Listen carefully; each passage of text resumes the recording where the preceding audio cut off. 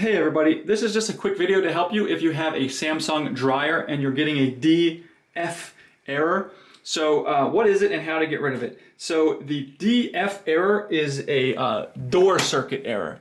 So what you need to do to get rid of this error, the first thing you need to do is you should actually just turn it off and disconnect it from power, because it's some kind of electrical error, and you're going to want to just come in and check and make sure you don't see any anything that could be causing any kind of issue in terms of the door being detected as closed or anything like that.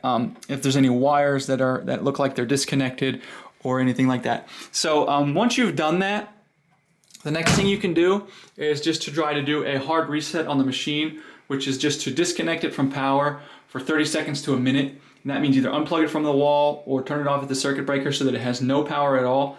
And then once you've done that, you can plug it back in, turn it back on, and hopefully one of those things will have fixed the issue and the error will be gone. If it's still there, you're probably going to need to call for service.